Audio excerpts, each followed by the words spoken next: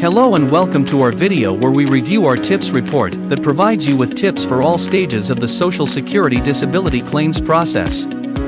We are confident that these tips, coupled with our intro video, will strengthen your disability claim and significantly increase your chances of winning your case.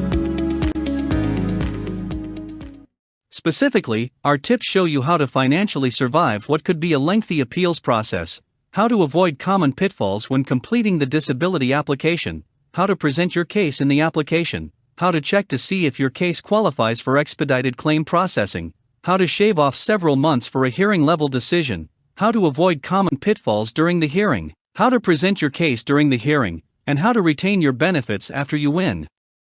We are confident that the intro video and this tips video and report will significantly strengthen your claim and dramatically improve your chances of winning your Social Security disability case.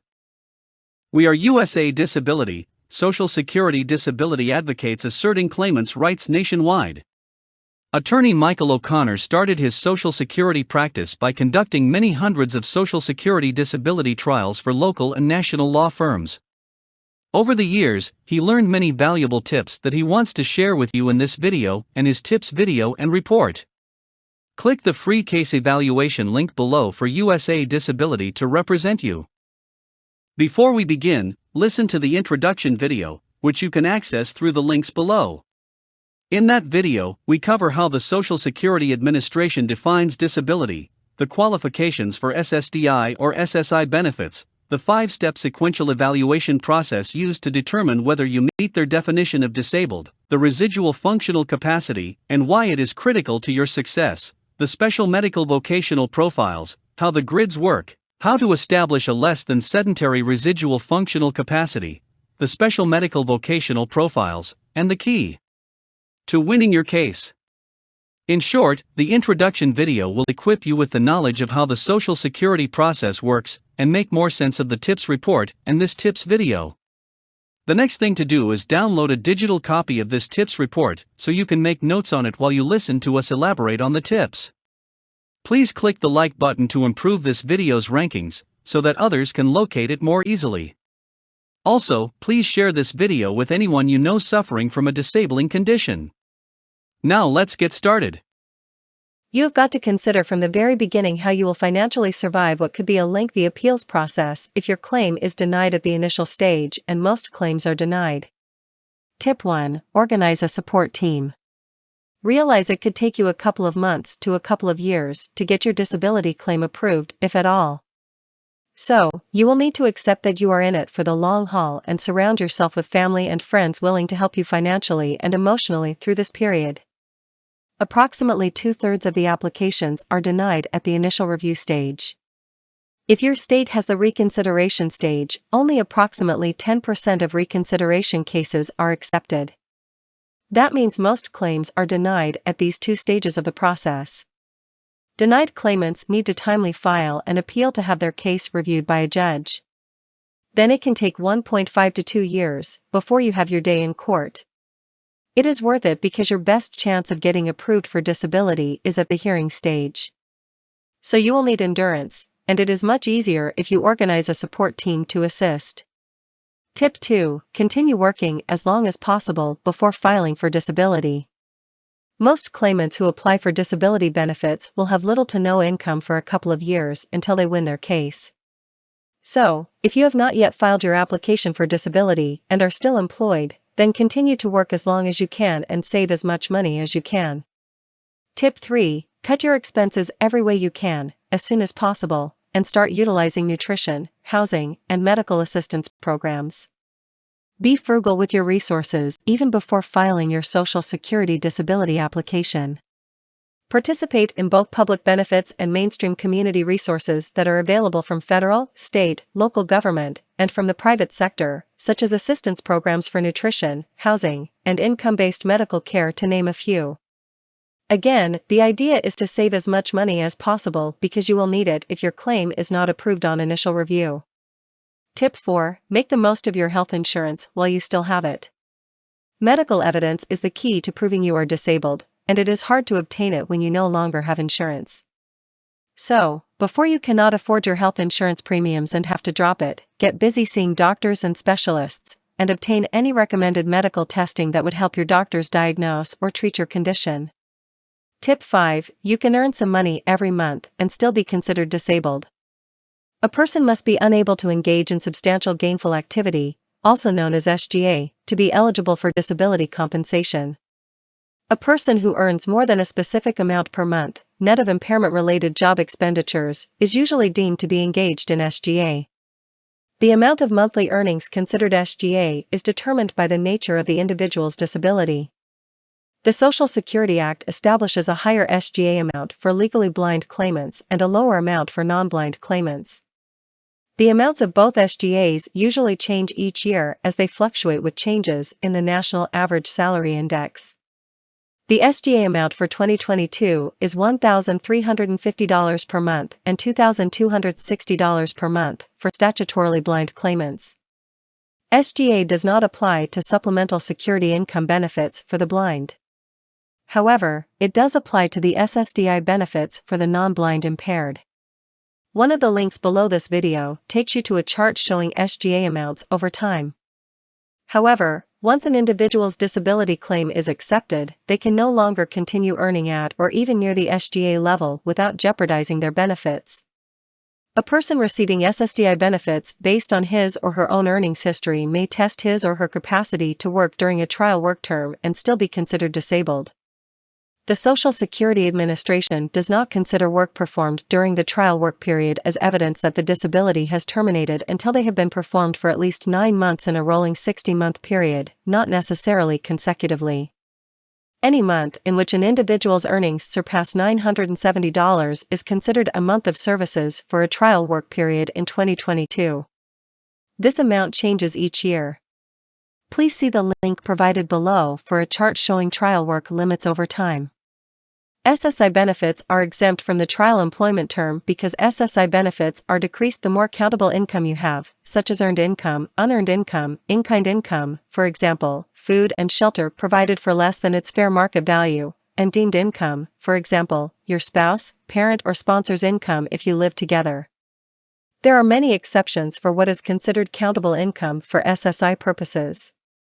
We will touch on this topic again in another tip. Also, see the appropriate link below to the exceptions for what is considered countable income for SSI claimants. This tip conveys that you can work while applying for disability and after you get an award of disability, but the amounts you can earn are different. The amount of allowable earnings is determined by where you are in the process. If you are applying for disability, you can earn up to SGA and maintain your eligibility. If you already won your case, you must earn less than the trial work limit for that given year, which is less than SGA. Tip 6. Activities that do not earn you money can be considered substantial gainful activity and disqualify you for disability benefits. You do not have to be earning money for the judge to determine you are engaged in SGA and deny your claim. Substantial work activity is any significant physical or mental activity regardless of payment, with a few exceptions at the initial eligibility stage, such as things you do to take care of yourself, household chores, physical/occupational therapy, attending school, and involvement in social activities. After disability benefits are awarded, even these exceptions can be considered in determining whether you remain disabled. So, the Social Security Administration will add the fair market value of your volunteer work to your gross earnings to calculate whether you are engaged in SGA. However, volunteer work for programs covered by the Domestic Volunteer Service Act of 1973 is never considered SGA, such as Volunteers in Service to America, University Year for Action, Special Volunteer Programs, Retired Senior Volunteer Program, Foster Grandparent Program, Service Corps of Retired Executives, and Active Corps of Executives. Tip 7. Be careful about applying for unemployment. The Social Security Administration does not count unemployment benefits as earnings. Collecting unemployment benefits is not a bar for disability benefits. However, it can be a factor the judge considers. The judge already knows you received or applied for unemployment because your case file is prepped with that information, so be ready to address it. Most judges will ask you to explain how it is you could say you are willing, ready, and able to work full-time to qualify for unemployment and at the same time claim you are too disabled to work. Some judges understand the financial need, while others will not pay you for the months you received unemployment benefits. In many states, you can apply for unemployment benefits even if you are only seeking part-time work, so you are not always required to report that you are available for full-time work. If that is the case in your state, you will want to mention it if the judge questions you about applying or receiving unemployment benefits. Now, let's discuss completing the disability application. Note that many of the suggestions in this section can also be applied at the hearing level. They are only listed once for the sake of brevity. Tip 8. Do not wait too long to apply for SSDI benefits because, in general, you must have earned 5 years of work credits within 10 years of the date your disability began, and medical evidence is needed to prove it. You earn Social Security credits when you work and pay Social Security taxes, also known as FICA taxes. You can earn up to a maximum of 4 credits per year. In 2022, the amount of earnings it takes to earn 1 credit is $1,510 or $6,040 to get the maximum of 4 credits for the year. You must earn at least 40 Social Security credits to qualify for SSDI benefits. This translates to 10 years of work. The number of credits does not affect the number of benefits you receive. The average of your earnings over your working years, not the total number of credits you earn, determines how much your monthly payment will be when you receive benefits. To be eligible for disability benefits, you must meet a recent work test and a duration work test.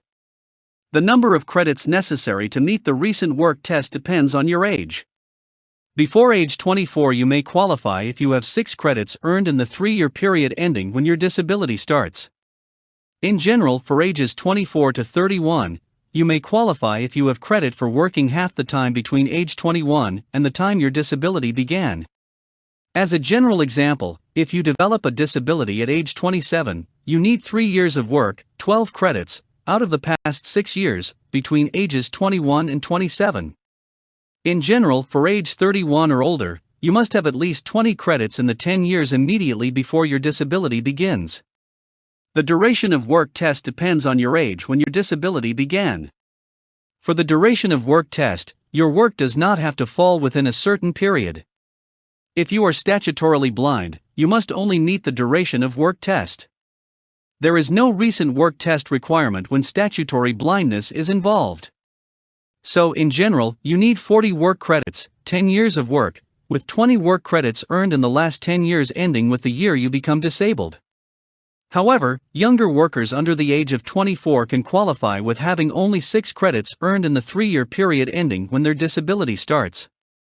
You can look into your work credits by reviewing your Social Security Administration statement at ssa.gov.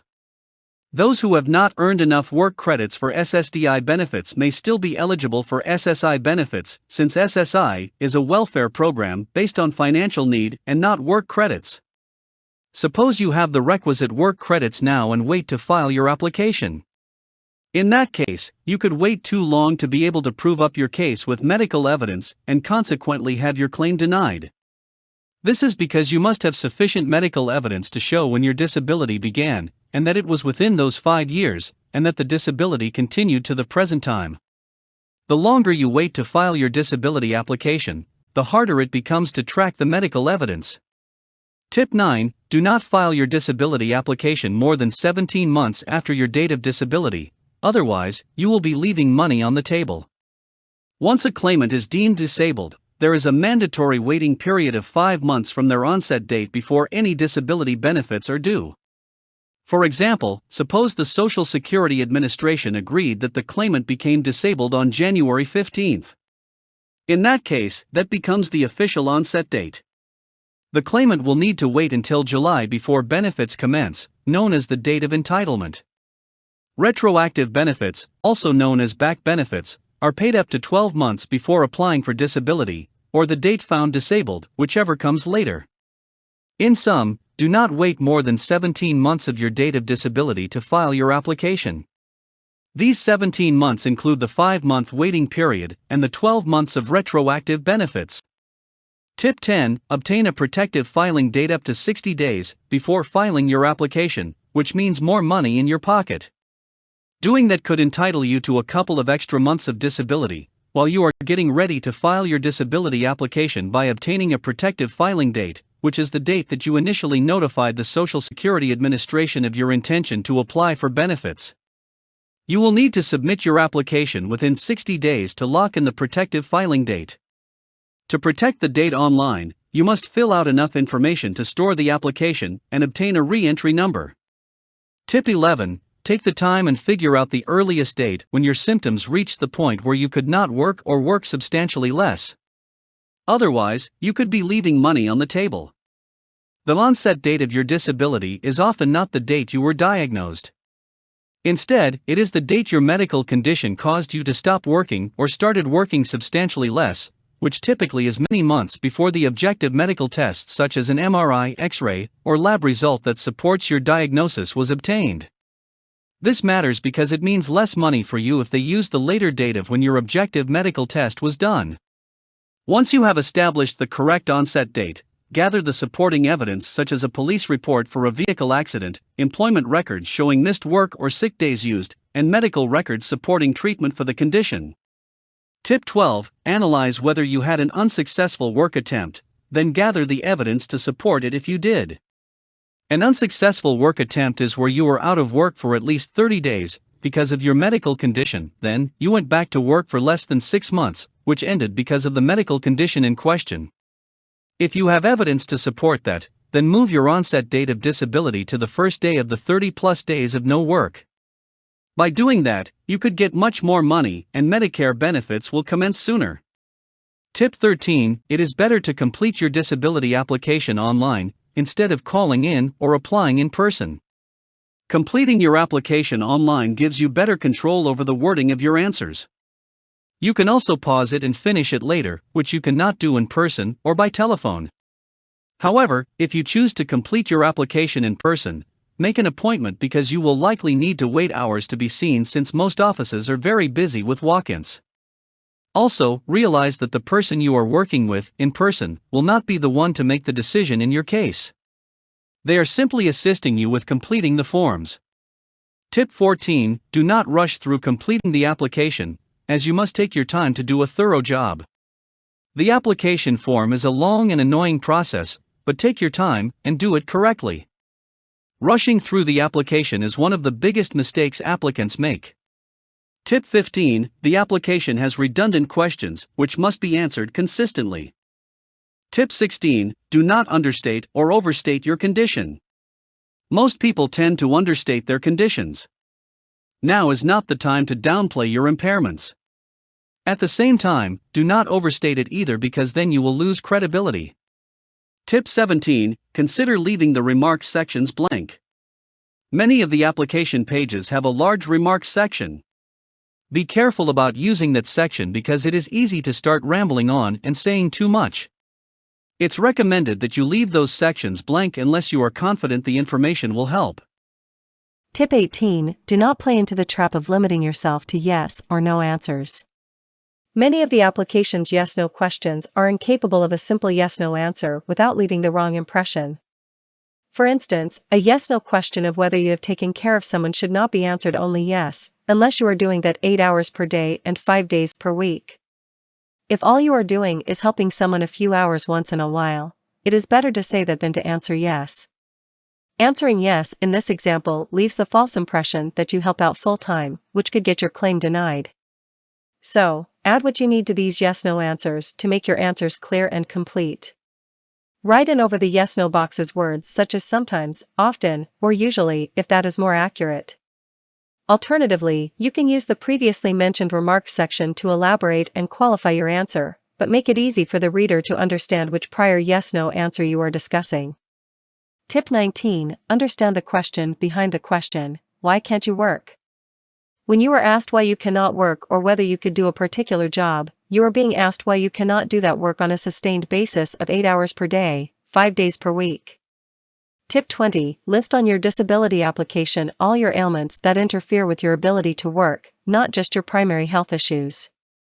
The same thing goes when you go to your doctor's office seeking medical treatment. Do not just seek treatment for your primary conditions. You will need medical records evidencing those lesser ailments when you apply for disability, so make sure to have your doctors treat all your ailments. It is more often the combination of conditions that makes you disabled. Tip 21. Do not use vague terms when describing your limitations. Instead, use standard units of measure. For example, when explaining how your condition limits your capacity to work, use actual measurements such as feet, pounds, minutes, etc. Do not use terms such as, I cannot sit or stand long, or you cannot walk far. These terms long or far are too vague since everyone's idea of what is too long or far is different. Besides, it opens the door to interpretation that would cause your claim to be denied. Tip 22. Cite your medical records that support severe and specific work limitations. The most essential tip to winning your disability claim is to cite medical evidence that supports the lack of work capacity. For example, if your doctor gives you a prophylactic restriction that limits you to lifting a certain amount of weight or limits or recommends modifying any of your activities, then ask your doctor to state the restriction in a medical report and be sure to point it out to your advocate or the judge if you represent yourself. When you do that, the judge has little to no choice but to grant your disability claim or risk reversal on appeal. Tip 23. Keep your explanation for why you cannot work concise. Do not ramble on for pages, because it is possible to elaborate too much and give ammunition by which to deny your claim. Instead, keep your answer to no more than about 6 sentences in length and a couple of lines of citations. Explain how your combined conditions limit your ability to work and cite your supporting medical evidence. For example, if you suffered from documented migraine headaches, depression, and rheumatoid arthritis that affected your hands and knees, maybe you would say something like, my combined conditions of recurrent depressive episodes, migraine headaches and rheumatoid arthritis in my knees and hands interfere with my ability to stand or walk longer than 15 minutes. My pain level increases to the point that I need pain medication which causes me to be lethargic, and as a result, I need to sit down for a couple of hours.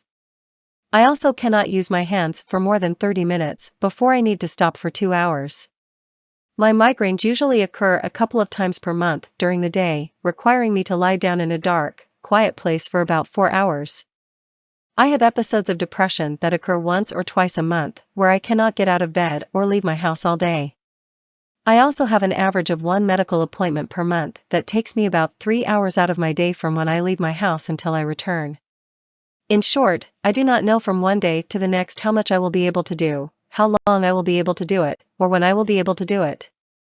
These conditions and symptoms are supported in Scripps lab results dated October 1, 2019, MRI scan dated November 11, 2019, Dr. Jerome Hall's orthopedic medical reports dated February 23, 2021, June 13, 2021, and Dr. William Vaughn's psychiatric test and report dated September 20, 2021, and November 15, 2021 respectively. Note that this is just an example to show that you need to mention all your ailments, describe how they limit your ability to work, and provide citations to your key medical records. Tip 24. Write see below for the application question asking what you do from the moment you wake up in the morning until you go to bed. They do not give you enough room to write a complete answer for that question. Instead of cramming your answer into that limited space or providing an incomplete answer, it is better to write see below since the subsequent questions cover the topic. Tip 25. The question on the application asking about problems with getting along with people should be interpreted broadly and include anxiety issues. This is not just a question about whether or not you get into fights or disagreements with other people. Claimants suffering from depression or other psychiatric disorders frequently desire to avoid others due to anxiety and depression. So think about everything that makes it difficult for you to get along with people and review your last 15 years of prior relevant work and analyze how those jobs ended. If they ended because of your inability to interact better with people, this analysis and information should help you answer this question. Tip 26. Make your job titles for the last 15 years of past relevant work as general as you can to make it easier to establish composite jobs.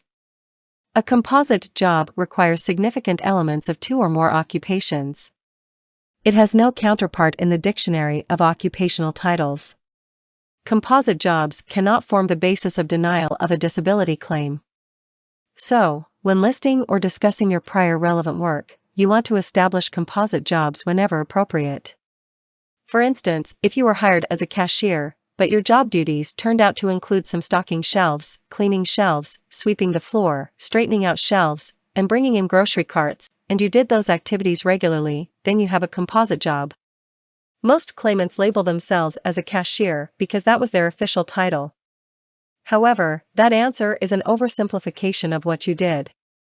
Your labeling this job generally, such as a department store worker, is vague enough to require the Social Security Administration or the judge to review your job description more closely and likely discover a composite job. Be sure to list all your duties, even things you infrequently did or not at all, if it was required under the appropriate circumstances. If you still have the employer's job description, you may want to attach that to the application since those are usually very detailed. Tip 27, if true, include the phrase, "and I did all those duties regularly," or something similar after giving your list of duties. Unfortunately, your composite job facts or testimony will often be ignored. Even during the hearings, judges often remain silent to facts that should make them determine the prior work in question is a composite job or cause them to ask follow-up questions. They are often silent because they prefer to rationalize silently and assume that you performed those duties from other positions infrequently. To avoid that pitfall, add the following phrase, if true, at the end of your list of duties for any composite job, "and I performed all those duties on a regular basis."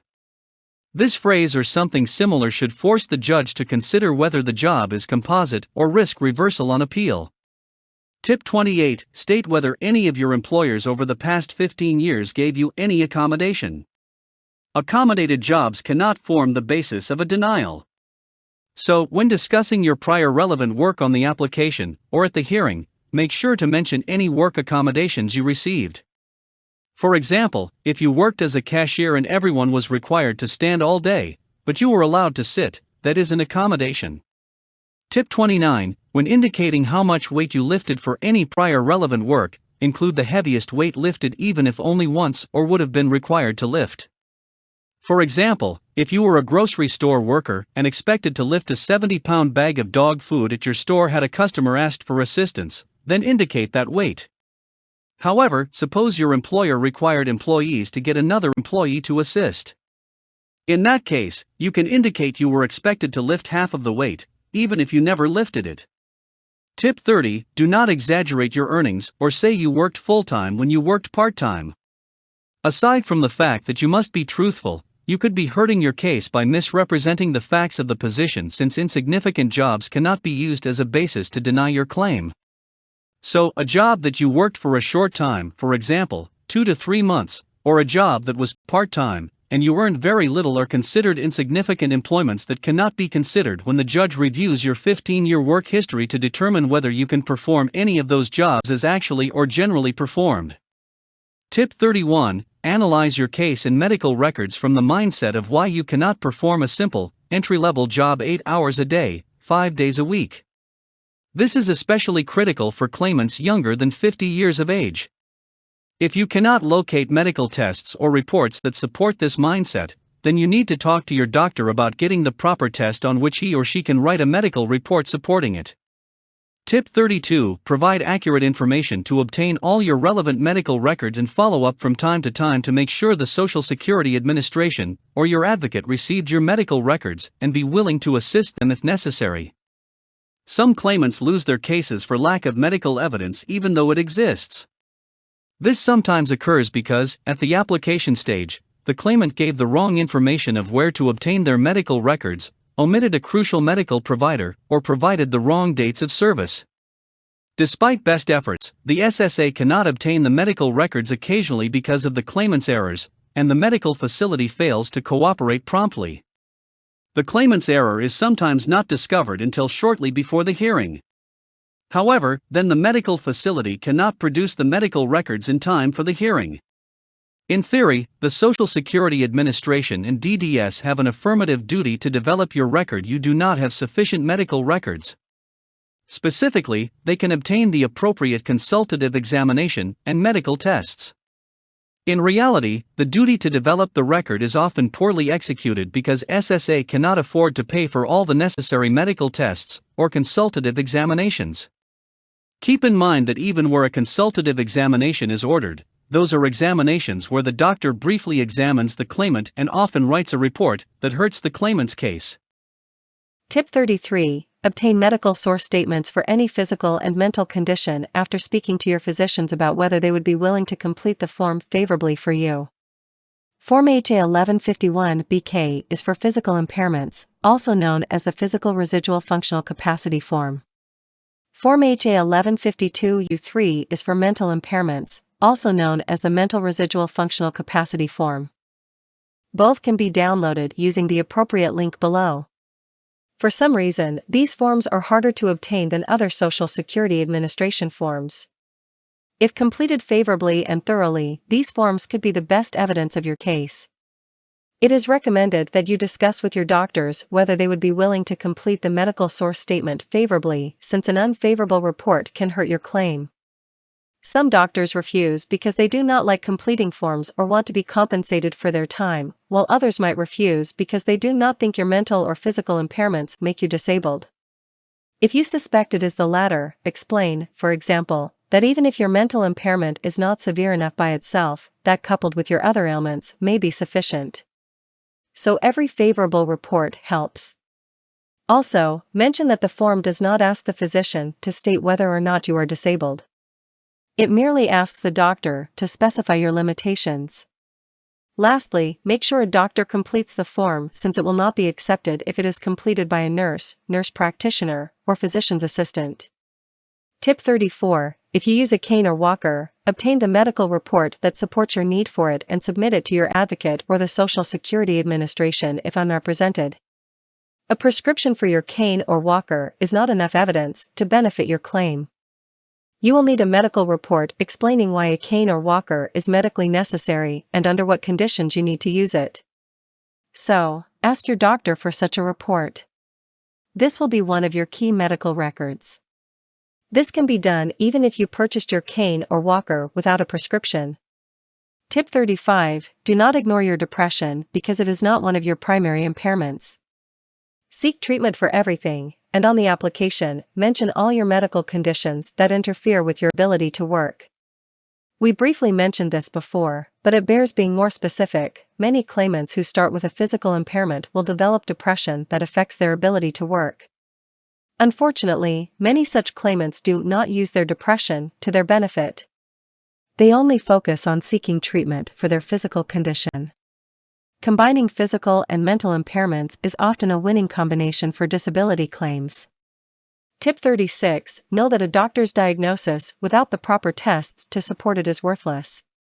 So, if you do not know the tests your doctor relied on for his or her diagnosis, then ask. If the proper test was not obtained, ask your doctor to order the test. It sounds crazy, but some doctors, especially at indigent clinics, will diagnose based on an educated guess rather than obtain objective tests like an MRI or other expensive tests. If you suspect that might be the case, ask your doctor whether any testing is available to help diagnose or treat your condition. If there is, ask your doctor to write an order for the test even if you cannot afford it. At least this way, it gets documented and makes it a little easier to get the Social Security Administration to provide a consultative exam and the necessary testing. Tip 37. Know that the standard for qualifying for disability benefits gets easier the older you get. However, medical records are more closely scrutinized the older you get because some older claimants look to retire early and use the disability process to do it. Tip 38. Maintain an absenteeism log to track medical appointments and missed time from work due to your health issues. Proving that you will likely be absent from work consistently 1 to 2 days per month can be enough to win your claim because employers generally do not hire undependable employees. Of course, the absenteeism must be caused by your medical condition and documented. You have the burden of proof, and an absenteeism log can help. You will want to track your absences and medical appointments as far back to your onset date as you can. You may even want to review your medical file, employment file, or calendar to help you remember. Often you can ask your doctor's staff to provide you with an itemized summary of all your medical appointments. Attaching those itemized summaries to your log is persuasive. You might even ask human resources at your previous jobs for an itemized summary of those missed days, or ask for your entire employment file and sift through it for any evidence of absences or tardiness due to your impairments. To strengthen your evidence further, ask your doctor to include in his medical report whether you would likely be absent to work due to your impairments and the frequency you would likely be absent. For instance, if you suffer from depression, anxiety, or migraines once or twice per month that prevent you from working, you need your doctor to indicate that in a medical report and the approximate frequency. Your absenteeism log should include the date and time you missed work, specify why you could not work, describe how you were limited, for example, bedridden due to migraines, back pain, etc., and the approximate duration of your incapacity. This log should also include the date and time of all medical appointments, doctor's appointments, physical therapy appointments, the name and address of the medical provider, the address from where you started, the purpose of the appointment, your mode of transportation, for example, car or bus, etc., and the approximate amount of time it takes to attend the appointment from the time you leave your house until the time you return. So, this includes the time you are stuck in traffic. This sounds like a lot of information, but you can use ditto marks, so you do not need to write it out each time. Give the absenteeism log to the Social Security Administration prior to the first review. If denied, make sure an updated log gets submitted to the judge a month or so before the hearing and that your advocate, if you have one, cites to it during the hearing. Tip 39. Consider obtaining your employment file for any of the jobs you held within the prior 15 years if you think it contains evidence of the effects of your impairments in question. This evidence may help you establish an earlier disability onset date, which means more money. For example, if you were consistently getting good employment reviews and that stopped due to your impairments, obtain a copy of your prior employment files to show this. Tip 40. Do not worry about remembering the exact dates of employment. An approximate date is sufficient since the Social Security Administration and judge have access to your employment record. Do not forget to refer to your resume if you have one, because that can be a convenient way to pull together your work history. If any of these tips are registering with you, please like our video below to improve our ranking so that others can locate this video more easily. Also, please share these tips with anyone you know suffering from a disabling condition. Now, let us focus on the hearing-related tips.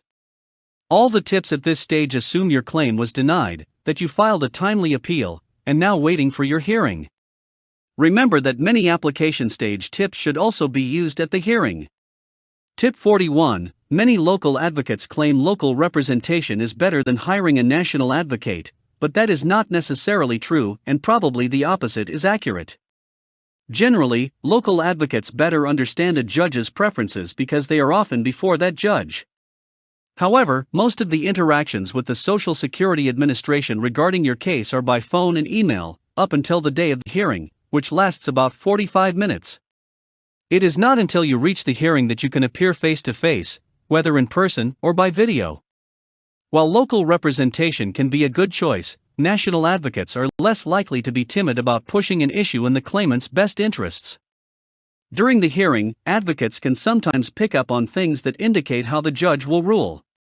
If it appears that the claim will be denied, national advocates are more inclined, when appropriate, to engage in aggressive advocacy in the claimant's best interests, while local advocates tend to be more reserved, knowing they have to appear in front of that same judge later that day. So, aggressive advocacy can be an essential factor when hiring a local or national advocate. Tip 42. Whether local or national, hire an advocate with experience. Hiring an experienced attorney is the most important factor, whether local or national. You have too much writing on your claim to go it alone or with mediocre representation. This is especially true since attorney fees are generally capped. You can get great representation on a contingent fee basis with no upfront money. You only pay an attorney fee if you win your case. In most cases, the contingency fee is 25% against your back pay up to a cap of $6,000. If USA Disability represents you, it will do the following: deal with the government for you, file your administrative appeal, obtain your medical evidence, obtain specific reports from your doctors about your physical and/or mental limitations, answer your questions, monitor your case through the process, prepare you to testify, and argue your case to the judge as to why you meet the definition of disabled. To hire USA Disability, click the appropriate link below for a free evaluation. Tip 43. An attorney advisor pre-hearing decision or an on-the-record request might be appropriate in your case and would speed up the process. An attorney advisor who works for the Social Security Administration can approve disability claims prior to the hearing date provided a timely appeal to the denial was filed, and either there is new evidence or overlooked evidence that shows you meet or equal an impairment listing that gives you automatic approval, or another mistake was made such as pertaining to the non-medical eligibility requirements, or it is clear your case should be approved based on the grids or the worn-out worker rule. Alternatively, an on-the-record request is a petition to a judge to make the decision prior to the hearing date. Some hearing officers may initiate this review, and the claimant can request it through the local Office of Hearings Operations. A good time to make this request is after your case has been assigned to a judge and before the hearing is scheduled. This method is not recommended unless you have a complete medical record, meaning your record has enough evidence to prove you are disabled without the need for further information. A brief should be submitted to the judge for the on-the-record request, setting forth a summary of your claim and why you should be granted disability. It is advisable to submit the Social Security Administration's form entitled Recommended Fully Favorable Decision Check Sheet with your trial brief. You can find this form at the appropriate link provided below. Be sure to cite your key medical records and tests, such as MRIs, X-rays, lab work, etc., that support the diagnosis, and any residual functional capacity forms your doctors completed on your behalf. Make sure in your brief that you deal with adverse facts, for example, references to you malingering contained in your medical file, illicit drug use, alcohol abuse, or incarceration. For example, explain why you would be disabled even if you had not used drugs and alcohol, or got hooked on them because you were self-treating. Explain your efforts to stop taking illicit drugs and alcohol, and when you finally stopped.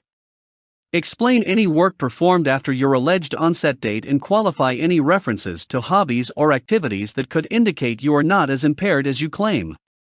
Tip 44. It could be worthwhile to submit letters from friends or family that help you. When you receive your hearing date, ask your caregivers, family member, or friend who helps you to write a letter to the judge explaining how they assist you in detail. 1 to 2 letters should be sufficient. They should include their phone number and address in the event the judge wants to call them. Be careful because this could work against you, depending on what is said in the letter. Tip 45. It could be worthwhile to bring a witness to the hearing to testify, especially if you experience blackouts, seizures, memory problems, or a credibility issue. Claimants who experience seizures or memory problems, or those who have a credibility issue should consider bringing a witness to testify at the hearing on their behalf. It is critical for your witness to testify at the hearing versus writing a letter because the judge will likely want to ask follow-up questions. For example, you will want someone who has observed those events to explain to the judge how often they observe your seizures, how long they last, what happens to you during those times, how long it takes you to recuperate, and how they assist you. Your witness might be the only one who can testify to some of those pertinent facts. The downside to using a witness is that it uses up precious hearing time, so utilize a witness only when it will make a difference and limit the number of witnesses you use. Tip 46. Review your Social Security Administration's digital file at least 6 weeks before the hearing to identify any false facts, missing medical records, identify any records that are not yours, and create a list of citations to key medical evidence. When you get your hearing date, ask your advocate to send you a digital copy of the Social Security Administration's entire file. Once you get it, review for factual mistakes and ensure it contains your key medical evidence. Promptly let your advocate know of any factual errors or missing records. This can get messy because sometimes records get filed during the last month leading up to the hearing. While reviewing the file and preparing for trial, write down citations to your key medical evidence, so you can refer to them with your advocate and at the hearing. Tip 47. Prepare a page or 2 of notes for the hearing of things you might forget while under pressure. Ideally, you do not want to take anything into the hearing room so you can focus on answering the questions. However, it can be hard to remember everything you want to say when under pressure, so feel free to prepare a page or 2 of notes.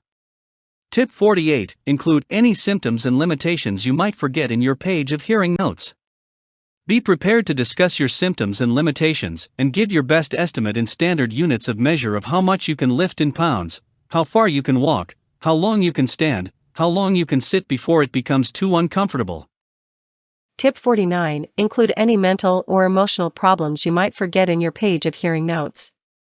Include medically documented difficulties concentrating, forgetfulness, nervousness, quick temper, difficulty getting along with others or being around others, crying spells, depression, and the inability to leave the house. Be ready to prove these claims by giving supporting citations to the medical evidence located in Social Security's digital file. Be ready to specify the things that stress you out, if any, especially things at work such as deadlines, completing tasks, working with others, dealing with the public, working at a fast pace, working with precision, complex tasks, decision-making, schedules, routine, repetitive work, lack of meaningful work, dealing with supervisors, dealing with criticism, getting to work on time or regularly, remaining at work a full day, or fear of failure. Do not forget to cite your medical record to support these claims.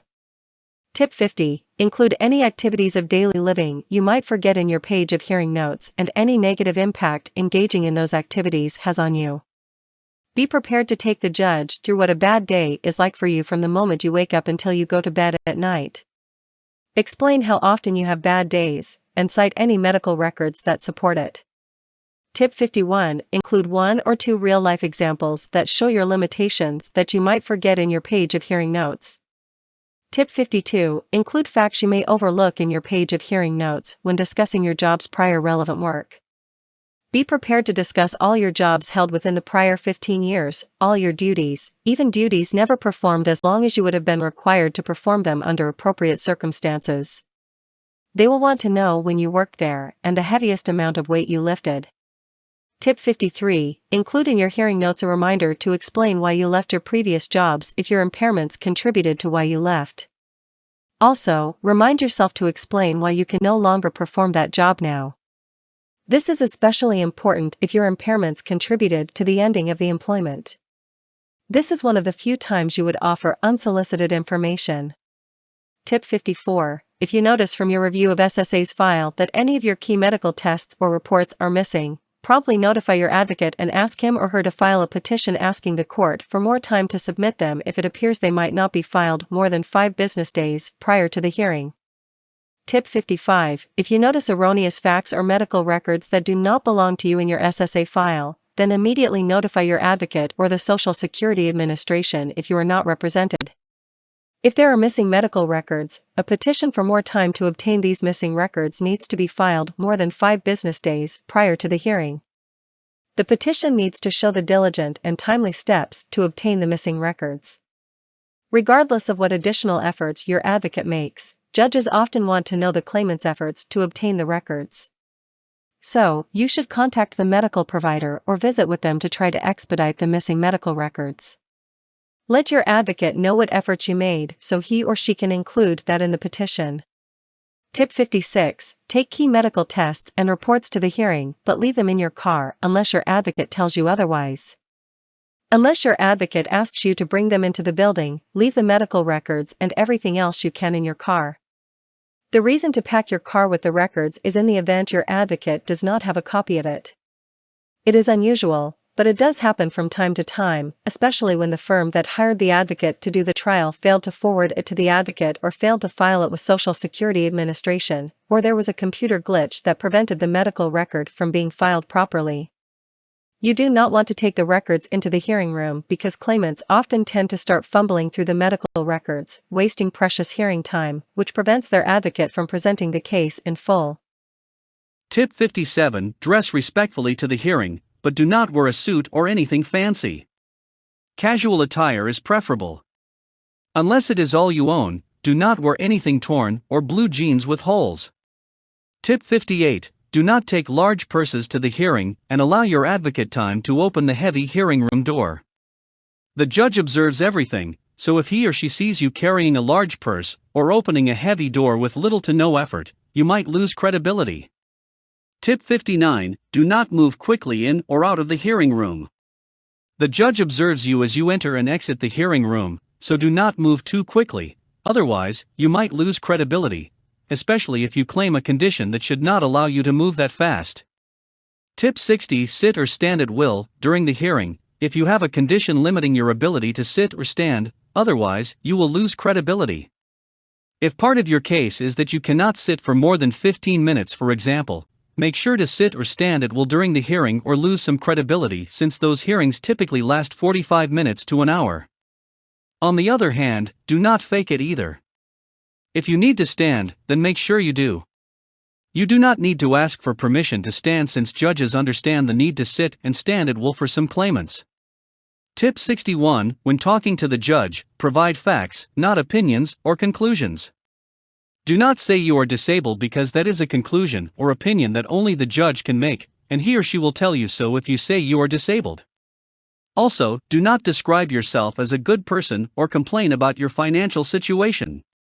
Do not embellish or engage in dramatics or waste the court's time with irrelevant topics such as you cannot find any work, and do not ramble. Tip 62. Cite the key objective tests and medical reports. Even if the judge thinks you are credible, they cannot award you disability without substantial medical evidence supporting your claim.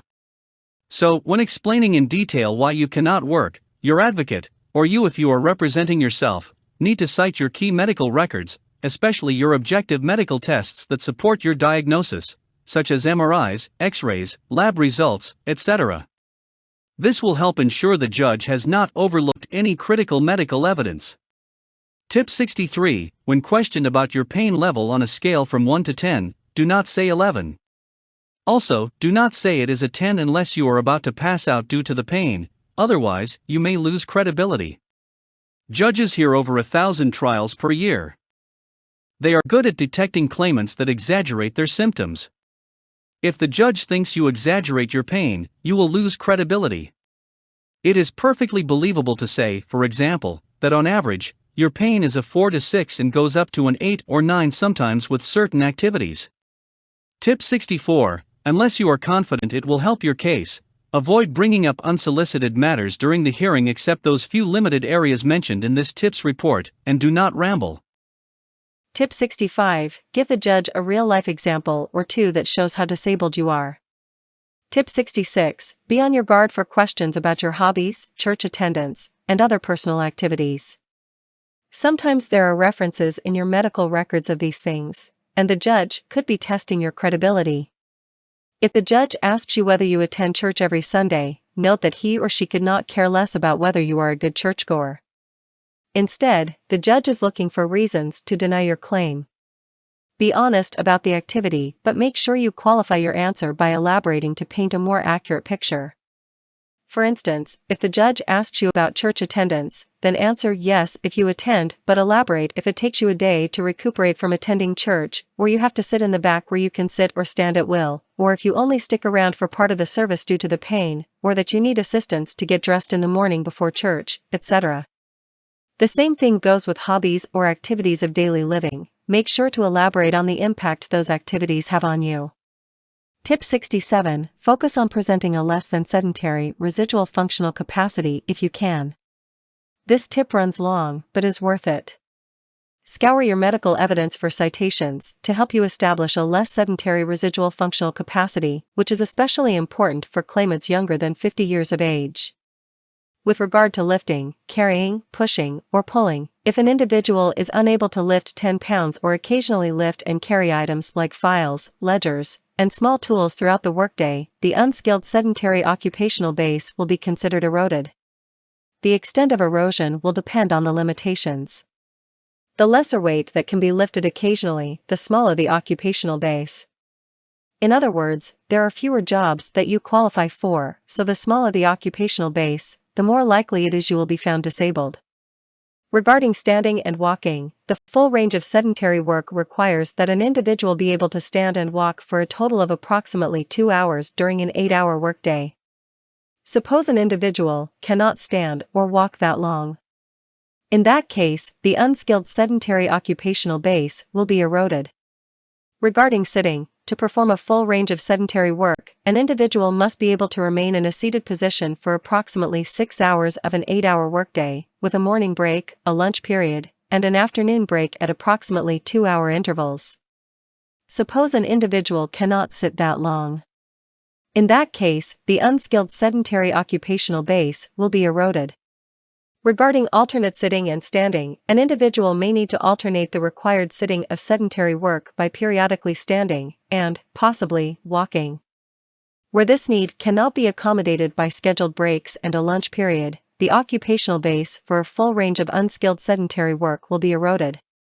Regarding medically required handheld assistive device, to find that a handheld assistive device is medically required, there must be medical documentation establishing the need for a handheld assistive device, such as a cane or walker, to aid in walking or standing, and describing the circumstances for which it is needed, that is, whether all the time, periodically, or only in certain situations, distance and terrain, and any other relevant information.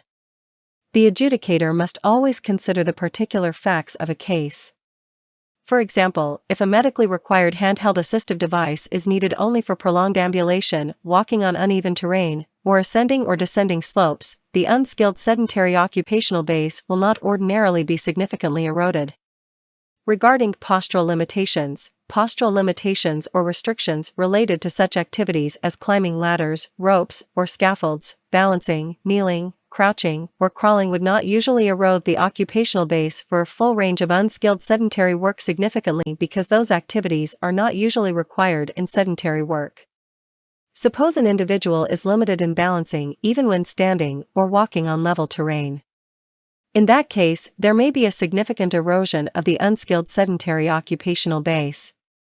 In the Residual Functional Capacity Assessment, it is essential to state what is meant by limited balancing to determine the remaining occupational base.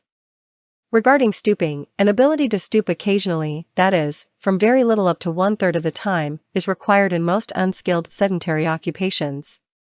A complete inability to stoop would significantly erode the unskilled sedentary occupational base, and a finding that the individual is disabled would usually apply. On the other hand, a restriction to occasional stooping should only minimally erode the unskilled occupational base of sedentary work. Regarding manipulative limitations, most unskilled sedentary jobs require good use of both hands and fingers, that is, bilateral manual dexterity. Fine movements of small objects require using fingers, for example, to pick or pinch. Most unskilled sedentary jobs require good use of the hands and fingers for repetitive hand-finger actions. Any significant manipulative limitation of an individual's ability to handle and work with small objects with both hands will significantly erode the unskilled sedentary occupational base. Regarding visual limitations or restrictions, most sedentary unskilled occupations require working with small objects. If a visual limitation prevents an individual from seeing the small objects involved in most sedentary unskilled work, or if an individual is not able to avoid ordinary hazards in the workplace, such as boxes on the floor, doors ajar, or approaching people or vehicles, there will be a significant erosion of the sedentary occupational base. Regarding communicative limitations, basic communication is all that is needed to do unskilled work. Hearing and understanding simple oral instructions or communicating simple information is sufficient. If the individual retains these basic communication abilities, the unskilled sedentary occupational base would not be significantly eroded in these areas. Regarding environmental restrictions, an environmental restriction is an impairment-caused need to avoid an environmental condition in a workplace such as extreme cold, extreme heat, wetness, humidity, vibration, or unusual hazards. The hazards include moving mechanical parts of equipment, tools, or machinery, electrical shock, working in high places, exposed places, radiation exposure, working with explosives, and exposure to toxic, caustic chemicals. Noise limitations need to specify the level of noise. Limitations to exposure to odors or dust must specify whether the restriction is only excessive or even small amounts. Regarding mental limitations or restrictions, a substantial loss of ability to meet any one of several basic work-related activities on a sustained basis, that is, 8 hours a day, 5 days a week, or an equivalent work schedule, will substantially erode the unskilled sedentary occupational base and would justify a finding of disability. These mental activities are generally required by competitive, remunerative, unskilled work and include the following: understanding, remembering, and carrying out simple instructions, making judgments that are commensurate with the functions of unskilled work, that is, simple work-related decisions, responding appropriately to supervision, coworkers and usual work situations, and dealing with changes in a routine work setting.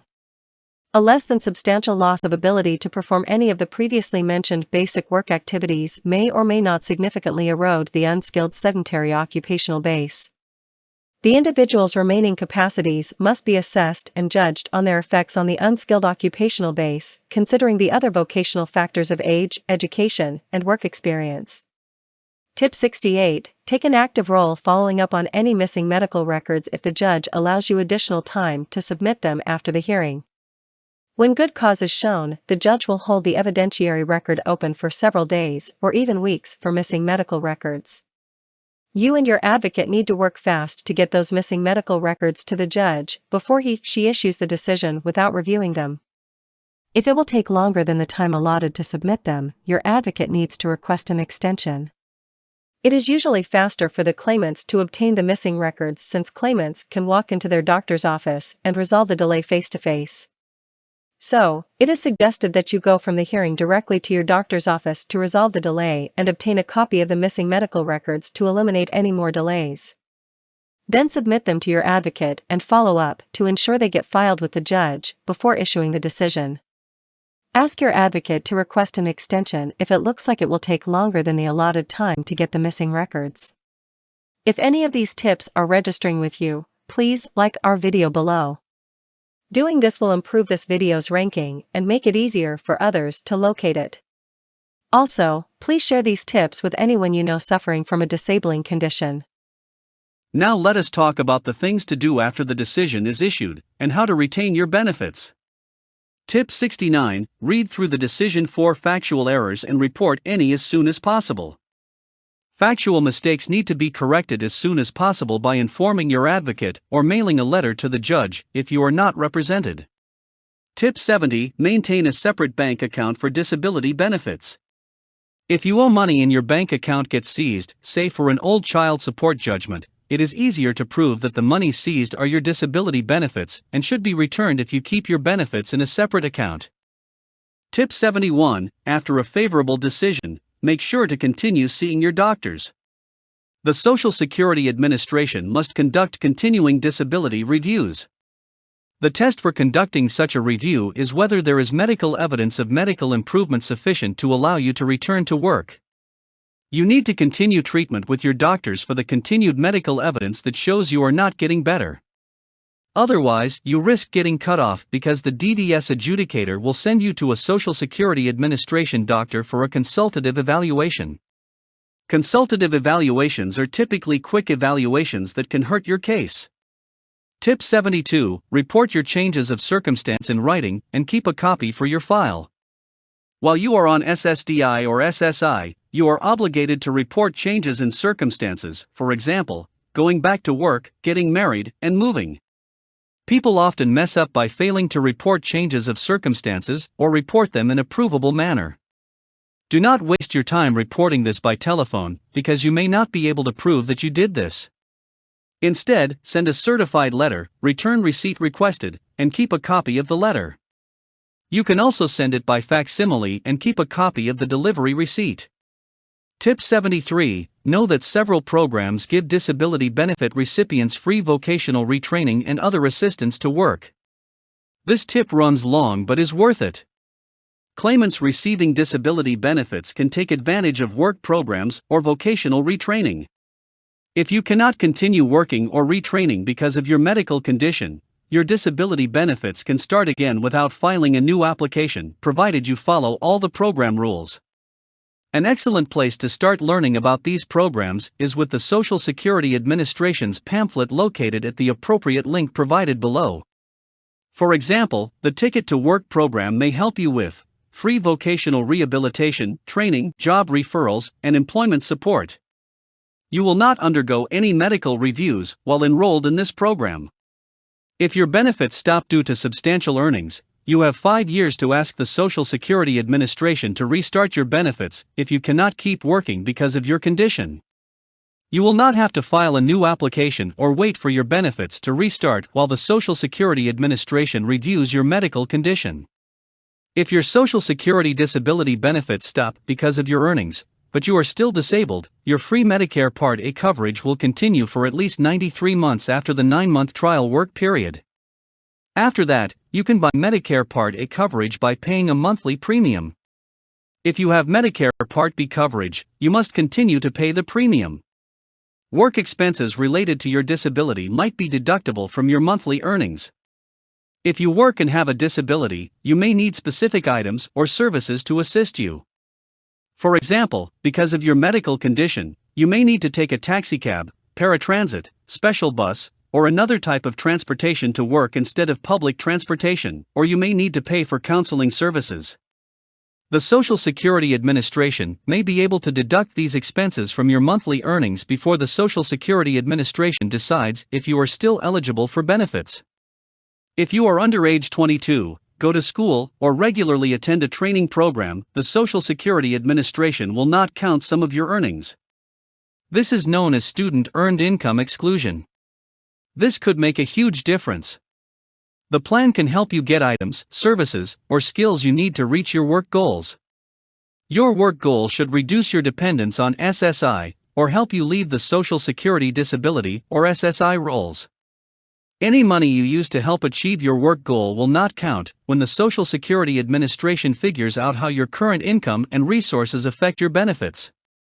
For example, you could set aside money for the school to train for a job or start a business.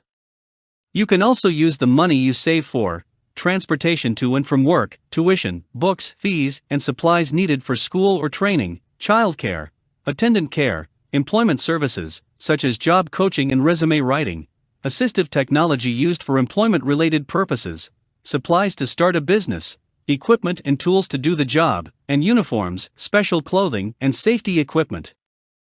Tip 74. Familiarize yourself with the Social Security Administration's vocabulary. Below are a few of the more common terms.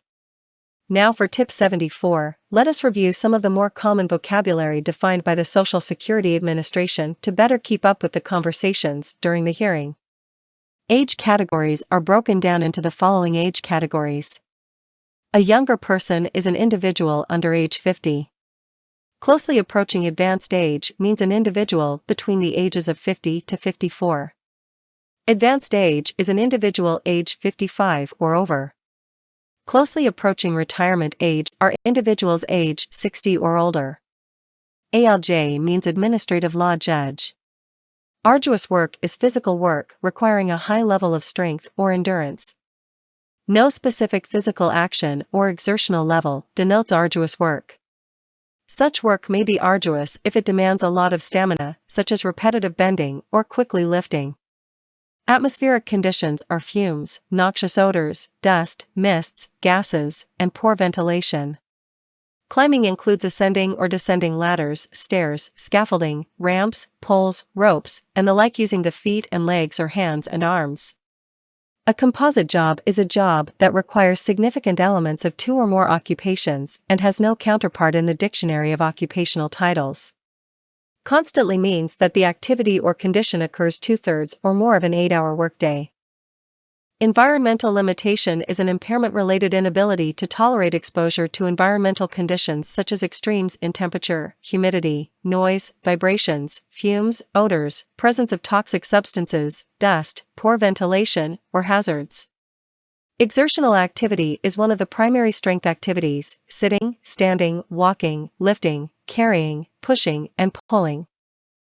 Exertion requirements are classified as sedentary, light, medium, heavy, and very heavy. Sedentary work involves lifting no more than 10 pounds at a time and occasionally lifting or carrying articles like files, ledgers, and small tools.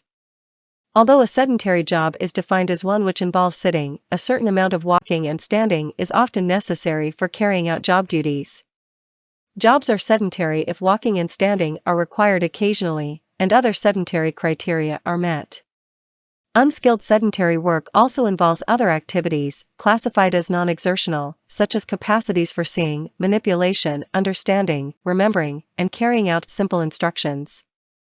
Light work involves lifting no more than 20 pounds at a time with frequent lifting or carrying of objects weighing up to 10 pounds. Even though the weight lifted may be very little, a job is in this category when it requires a good deal of walking or standing or sitting most of the time with some pushing and pulling of arm or leg controls. To be considered capable of performing a full or wide range of light work, you must have the ability to do all of these activities substantially. If someone can do light work, we determine that he or she can also do sedentary work, unless there are additional limiting factors such as loss of fine dexterity or inability to sit for long periods. Medium work involves lifting no more than 50 pounds at a time with frequent lifting or carrying of objects weighing up to 25 pounds. If someone can do medium work, we determine that he or she can also do sedentary and light work. Heavy work involves lifting no more than 100 pounds at a time with frequent lifting or carrying of objects weighing up to 50 pounds. If someone can do heavy work, we determine that he or she can also do medium, light, and sedentary work. Very heavy work involves lifting objects weighing more than 100 pounds at a time with frequent lifting or carrying of objects weighing 50 pounds or more. If someone can do very heavy work, we determine that he or she can also do heavy, medium, light, and sedentary work. Frequently means that the activity or condition occurs 1/3 to 2/3 of an 8-hour workday. High school education or above means formal schooling completed at the 12th grade level and above. A GED certificate is usually in this category. Illiterate means the inability to read in any language, the inability to write in any language, or the inability to read and write in any language. Also, note that regardless of the claimant's formal education level, use the illiterate category for claimants who cannot read or write a simple message, such as instructions or inventory lists, in any language. Limited education means normal schooling completed at the 7th through the 11th grade level. Marginal education means formal schooling completed at the 6th grade level or less. Non-exertional activity means mental, postural, balancing, climbing, stooping, crouching, kneeling, crawling, manipulative, reaching, handling, fingering, feeling, visual, near acuity, far acuity, depth perception, accommodation, color vision, field of vision, communicative, hearing, speaking, and environmental, extreme cold, extreme heat, wetness, humidity, noise, vibration, atmospheric, hazards. Occasionally means that the activity or condition occurs at least once up to 1/3 of an 8-hour workday. Prior relevant work means substantial work held within the past 15 years, commonly referred to as PRW. Residual Functional Capacity, commonly referred to as RFC, is an administrative assessment of a claimant's maximum remaining capacity for work on a sustained basis. In other words, it is what an individual can still do despite his or her functional limitations and restrictions caused by his or her medically determinable physical or mental impairments, including any related symptoms, such as pain that causes physical or mental limitations or restrictions affecting their capacity to perform work-related activities, for 8 hours a day, for 5 days a week, or an equivalent work schedule. So, it is not the least, but the most an individual can do. Also, the inability to work must result from physical or mental impairments. This means the RFC does not consider limitations or restrictions due to age or body habitus, that is, a person's general constitution, especially physical build, or the way a person perceives or reacts to things. This residual functional capacity assessment is first used for a function-by-function comparison with the functional demands of an individual's prior relevant work as he or she actually performed it and then, if necessary, as the work is generally performed in the national economy. Residual functional capacity may be expressed in terms of an exertional category, such as sedentary, light, medium, heavy, and very heavy work if it becomes necessary to assess whether an individual can perform past relevant work as it is generally performed in the national economy. The last step of the five-step sequential evaluation, where solely non-exertional impairments are involved, must be expressed in terms of the exertional classifications. The grids are then used to direct decisions about whether an individual is disabled or, when the individual is unable to perform the full range of work contemplated by an exertional levels, as a framework for decision-making considering the individual's residual functional capacity, age, education, and work experience. Severe medically determinable impairment is an impairment that significantly limits a claimant's physical or mental ability to perform one or more basic work activities needed to do most jobs.